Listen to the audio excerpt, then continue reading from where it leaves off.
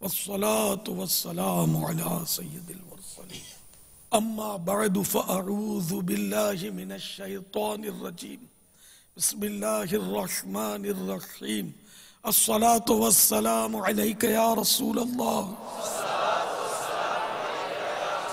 व अला आलिका व अस्हाबिका या हबीबल्लाह अस्सलातु वस्सलामु अलैका या नबी अल्लाह व अला आलिका व अस्हाबिका या नूर अल्लाह।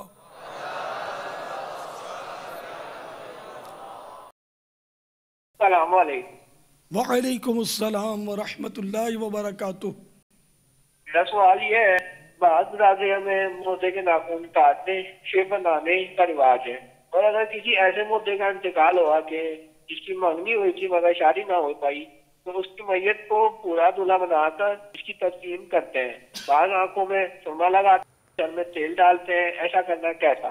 ये नाखून काटना, मुर्दे के बाल काटना, शेव बनाते हैं, शेव बढ़ गई है तो शेव बना देंगे, तो इस तरह की हरकतें करते हैं, मेहंदियाँ लगा देते हैं, मतलब तो खैर मैयत के नाखून काटना, बाल मूंडना, बाल काटना, बाल तोड़ना, ये सब नाजायज़ है। और दूल्हा बनाना ये तो हमाकत भी है साथ में, कि अंदर दुल्हन भी भेजोगे क्या, परगम बाजे भेजोगे कि नहीं, अंदर क्या क्या भेजोगे यार कब्र में, तो ये मतलब बेवकूफ़ी है। ये दूल्हा बनाकर क्या होगा, क्या करेगा वो, इसका दूल्हा बनाना उसको बचा तो नहीं सकता, ना उसको खुशियाँ दिला सकता है। तो बहरहाल ये कि ये शौक का मौका है, तो ये इस तरह मतलब ये दूल्हा बनाएंगे तो हो सकता है इसको पहनाते भी होंगे जो सब ज़ाया पापा बिल्कुल वो बाकायदा दूल्हे का लिबास पहनाते हैं, सर पे सेहरा डालते हैं, घोड़े पर बिठाते हैं, एक आदमी पीछे पकड़ के बैठा होता है, और फिर बाकायदा बारात की सी सूरत होती है। ओहो, नहीं ये सब नाजायज़ तरीके हैं, और किसी इन तरीक़ों में किसी में भी सुन्नत से कोई ताल्लुक़ नहीं है इसका, बिल्कुल। इससे जिसने भी ऐसा किया, जो इससे खुश हुआ, राज़ी हुआ और बर रज़ा और रग़बत उसमें शिरकत की, ये सब तौबा करें। तो इसी तरह जो जवान लड़की अगर मर जाती है तो वही मेहंदी वगैरह के मामला, साथ साथ जेवरात पहनाना, तौबा तौबा, और वो बाकायदा बताया था कि वो मेकअप वेकअप और सब तरकीब वो करते हैं लोग, अल्लाह की पनाह। जेवरात समेत दफन कर देते हैं, नहीं पहनाते लेकिन तदफीन के वक्त उतार देते हैं। यूँ है, दुल्हन को तो दुल्हन के कमरे में तो जेवरात तो साथ होते हैं, तो ये गड़बड़ कर देते हैं। वो जो बेचारे तो क्या, खैर वो चोरों का तो नुकसान हो गया ना, जो कब्र खोद के चोरियां करते हैं। तो ये भी हमाकत है, बेवकूफ़ी है दुल्हन बनाना। जो शरीयत ने तरीका दिया ना, बस वही दूल्हा दुल्हन है। जो मतलब है कि नेक बंदा है अल्लाह का, तो उसको तो कब्र में कहा जाएगा, जवाबात ये दुरुस्त दे लेगा अल्लाह की रहमत से। कब्र में कहा जाएगा नम का नौमतिल उरूस, सो इस तरह जिस तरह दुल्हन सोती है।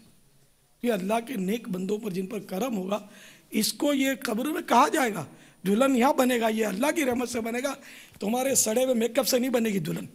दूल्हा को दूल्हा की तरह सोने का और दुल्हन को दुल्हन की तरह सोने का। नम का नौमतिल उरूस, उरूस का लफ्ज़ जो है, यानी नम का नौमतिल उरूस, उरूस का मतलब जो है वो दूल्हा भी और दुल्हन भी होता है। जज़ाकल्लाह। हमें बताया था कि इसी को दलील बनाते कि जैसा दुल्हन की तरह सोते, इसी तरह वो तैयार करके वो तरकीब करते हैं। तो इनको तैयार करने का तो हदीस में कोई हुक्म नहीं दिया ना कि तुम तैयार करके भेजना तो ये दुल्हन, वरना नहीं। तो वो तो रब की रहमत से होगा जो होगा, तो उसमें भी वहाँ कोई मेकअप थोड़ी करवाया जाएगा। अब वो रब की रहमत से जो भी होगा हुआ, जब इंशाअल्लाह हम ये इरशाद सुनेंगे ना, नम का नौमतिल उरूस, तो उस वक्त इंशाअल्लाह पता चल जाएगा कि कैसे सोते हैं रब की रहमत से। और इसी से तो उर्स निकला, हम अहलुल्लाह का जो वलियों का उर्स मनाते हैं उस तारीख को, कि इस तारीख को इनको मतलब कहा गया था कि दुल्हन की तरह सो, उर्स की तरह सो। तो इसलिए हम यानी बुज़ुर्गों का ये सालाना फातिहा जो करते हैं इसको उर्स बोलते हैं। वल्लाहु तआला अअलम व रसूलुहु अअलम अज़्ज़ा व जल्ला व सल्लल्लाहु तआला अलैहि व आलिहि वसल्लम। सल्लू अलल हबीब सल्लल्लाहु तआला अला मुहम्मद।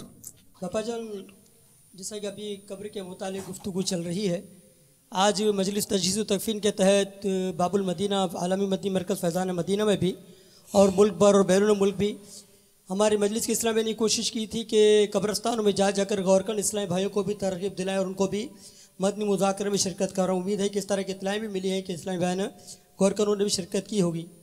तो उनकी तरबियत के हवाले से भी कुछ मदनी फूल इरशाद फरमा दें कि कब्र सुन्नत के मुताबिक कैसे होनी चाहिए और इनको कब्र खोदते वक्त क्या क्या नीयतें करनी चाहिए, क्या क्या एहतियातें भी करनी चाहिए, इसके मुतालिब कुछ इरशाद फरमा दें। अल्लाह अल्लाह, इनका तो ऐसा है कि अपने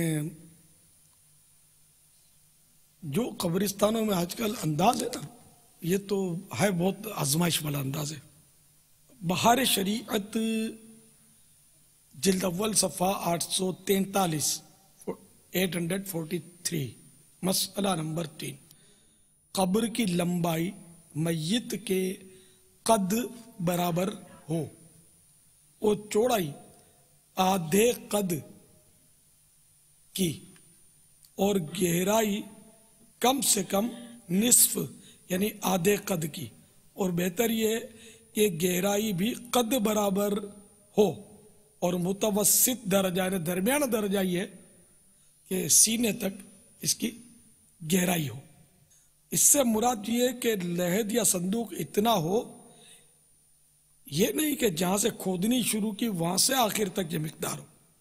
तो अब आजकल जिस तरह की कब्रें बनती है ना, वो आधे कद की चौड़ाई नहीं होती और गहराई भी पूरे कद की कहीं होती है कहीं नहीं होती,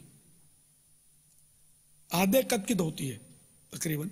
तो चलो ये हो गया, लेकिन चौड़ाई आधे कद की हो ये नहीं होती, तंग होती है।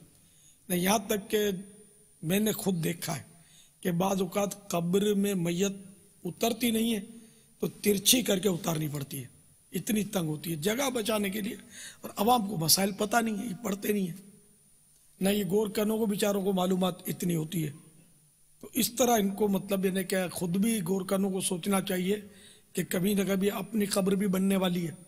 तो जो भी है खौफ खुदा रखकर शरीयत के मुताबिक काम करना चाहिए। फिर इस पर सलेब लगाते हैं, है ना, हमारे यहाँ कुल की मिट्टी देते हैं, तो उसी कब्र की मिट्टी की डेली लेकर उस पर कुल शरीफ कुल हो अल्लाह शरीफ पढ़ के फूंक मारते हैं, जमा करते हैं, लोग ये अंदर रख देते हैं उसके सिराने, ये भी जायज़ है, कोई हरज नहीं इसमें।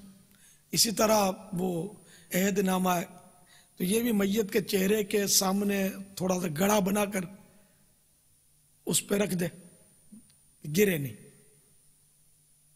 तो ये अच्छी बात है, मैयत को इसका नफा है। तो एक तो ये कि कब्र की गहराई लंबाई आपने मुलाजा फरमाई, तो ये जो मैंने गहराई बताई ना, ये तो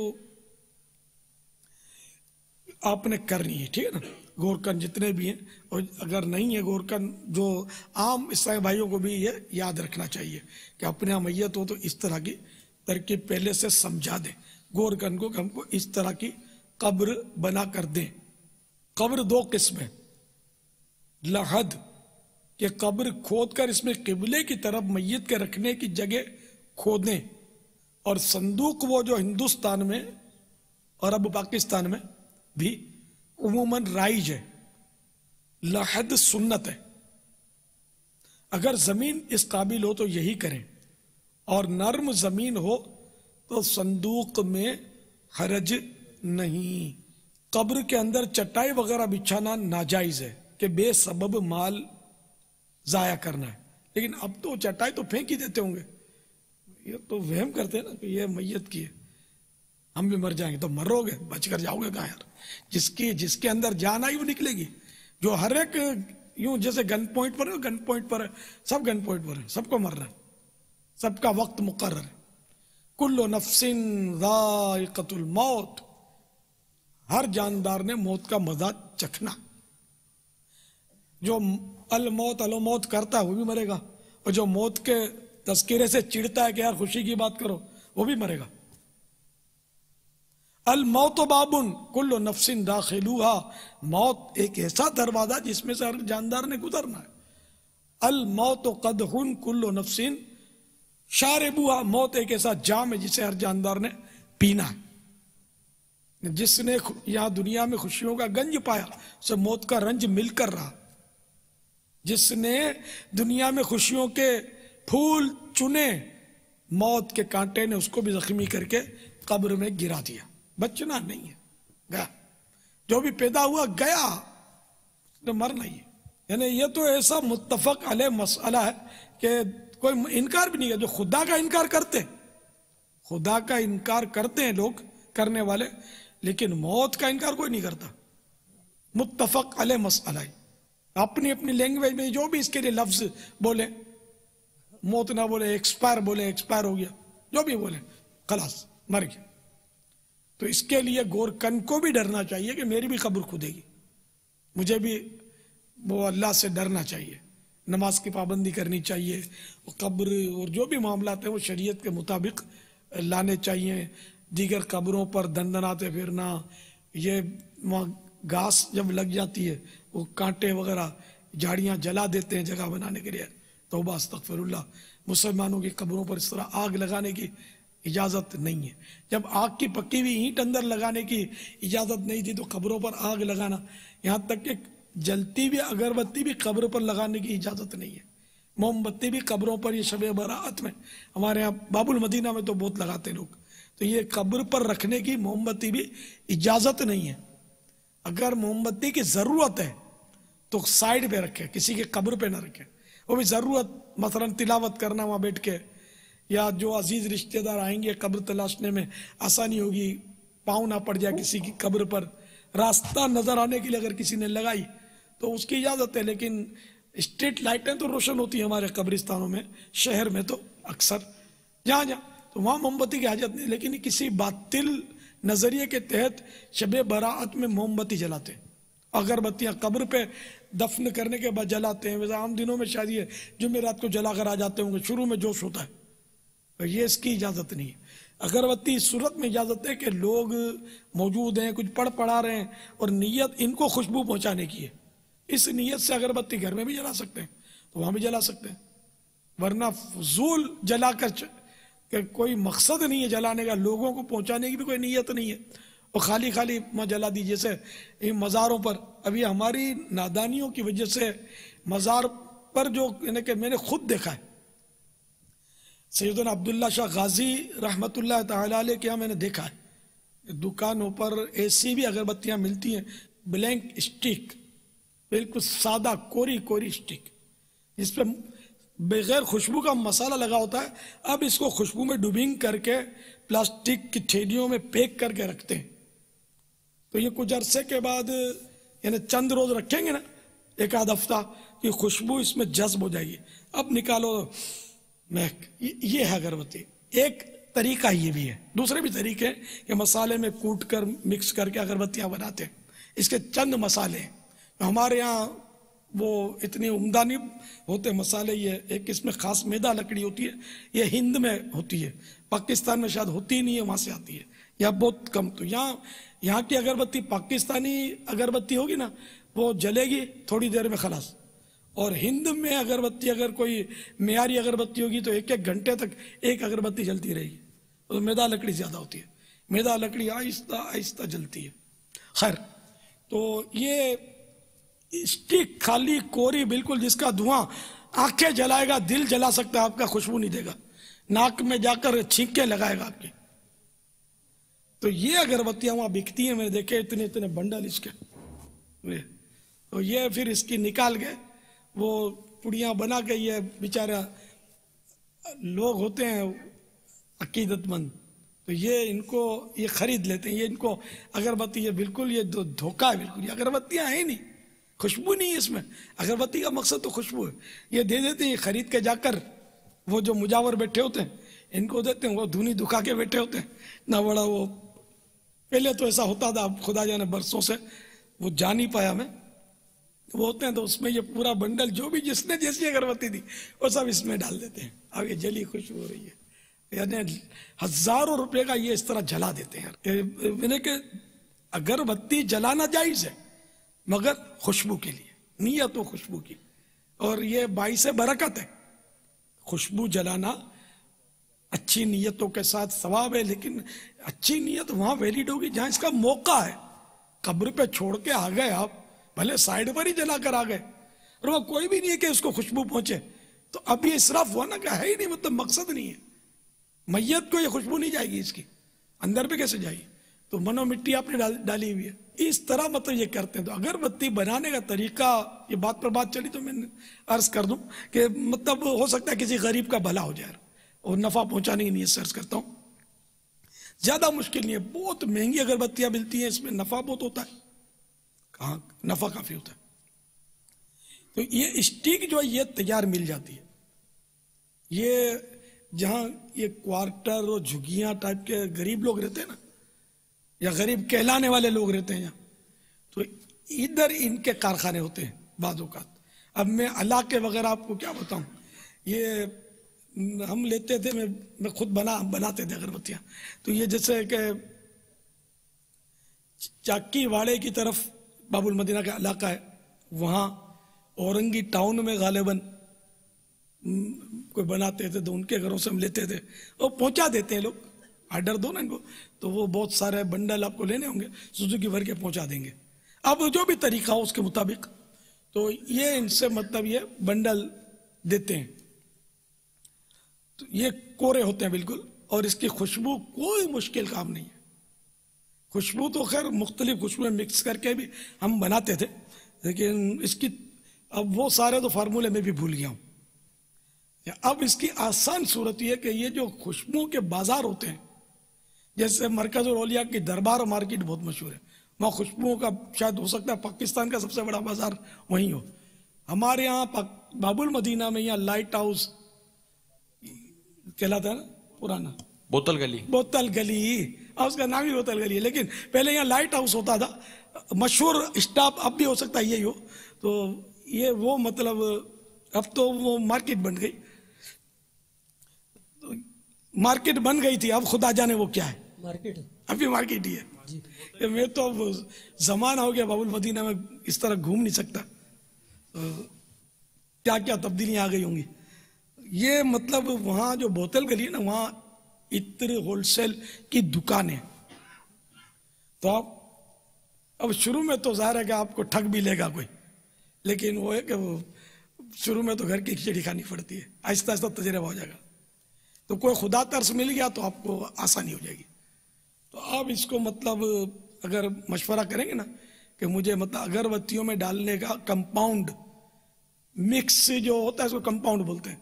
तो मुख्तलिफ खुशबुएं मिक्स करके इनके पास ये पाउंड यानी वजन के हिसाब से, पहले पाउंड के हिसाब से देते थे, अब भी पाउंड तो शायद चेंज नहीं हुआ होगा, तो पाउंड या लीटर या जो भी इनकी तरकीब हो।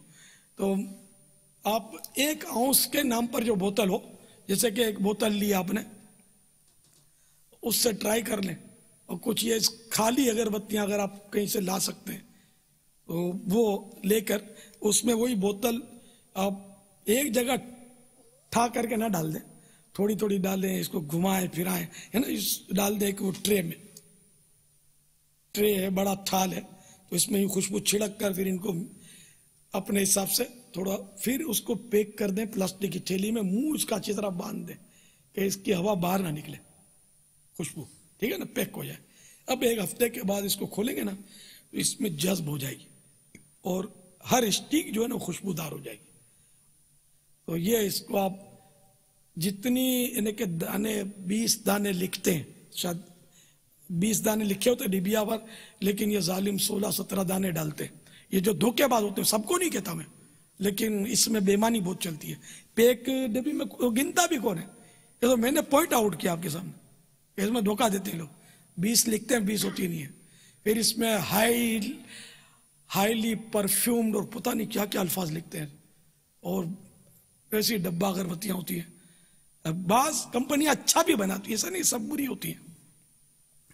तो इस तरह मतलब ये कि आप कोई झूठी बात ना लिखें, हाईली परफ्यूम, और ये अब मेरे को भी नहीं आता समझे, अब ये गाहक को भी क्या पढ़ना आता होगा, वो खाली लिखते हैं बस, इनको झूठ बोलना है।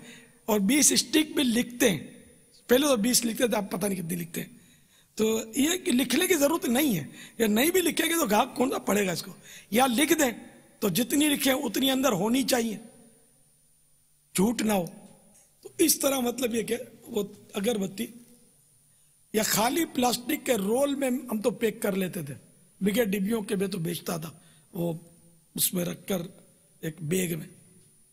उस वक्त तो वो क्या 1 रुपए की बेचता था, 1.5 रुपये वाली बेचता था, थोड़ी बड़ी साइज की अच्छी खुशबू, 1 रुपये की वही 20 या 16 या अब मैं गिनती भूल गया, तो वो पैकेट, तो उसको बोलने के ये पैकेट इतने का, तो वो तो बिल्कुल ही जान छूट जाती है। अब इसमें 16 हो या 6 हो, भाई ये पैकेट इतने का, या जितनी बोली तो फिर उतनी होनी चाहिए। अब मैं क्या बोलता था ये सब इतना याद नहीं है, पुरानी बातें। वल्लाहु तआला अअलम व रसूलुहु अअलम अज़्ज़ा व जल्ला व सल्लल्लाहु तआला अलैहि व आलिहि वसल्लम सल्लु अलल हबीब सल्लल्लाहु तआला अला मुहम्मद। अच्छा, तो ये कब्र के मामलात जो है ना, मैंने जो अर्ज किया, इसमें मजीद वो वसीयतनामा, मदनी वसीयतनामा, ये नमाज के हकाम में उसमें भी ये मसाइल है, बहार शरीयत के चौथे हिस्से में ये मसाइल है, इसको जहन में रखें। इसके अलावा कब्र पर लोग पानी डलवाते हैं, तो इसमें यह जहन में रखें कि दफन करने के बाद पानी डालना कब्र पर, यह तो सुन्नत है, ठीक है ना, कि डाल सकते हैं, डालें, बल्कि कि मिट्टी वो ताज़ा ताज़ा होती है, वो थोड़ा बैठ जाएगी पानी से। अच्छा, इसके अलावा लोग कोई सवाब समझकर या बस वो रस्मन पानी डलवाते हैं। एक डोल डालेगा, हमारे यहाँ ये बाबुल मदीना में देखा है, वो डोल डालेगा, उसको कुछ पैसे देंगे। तो ये बिला जरूरत जो पानी डाला ये इसराफ है, ये जायज नहीं है। खामखा पानी जाया कर दिया, वो फायदा नहीं है। हाँ, पौधे लगे हुए हैं, और पौधों को पानी पिलाना मकसूद है, नियत ये तो जायज।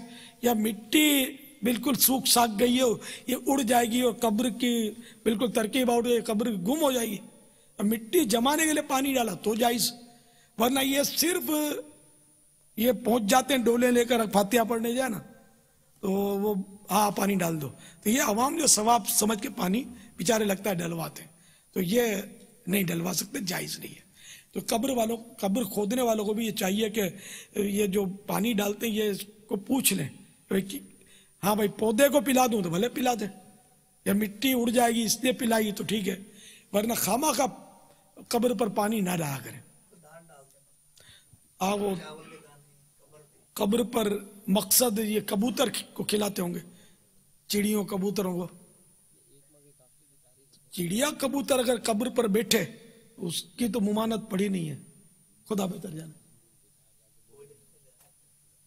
आपके गोजरा में, अच्छा, हम ये मेरे लिए नई बात है।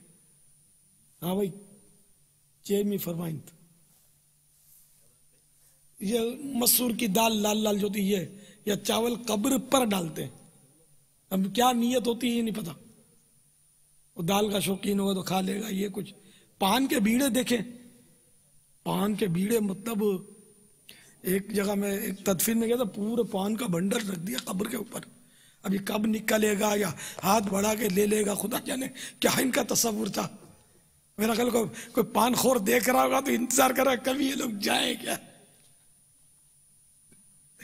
तो ऐसी हमाकतें करते हैं बेचारे यार।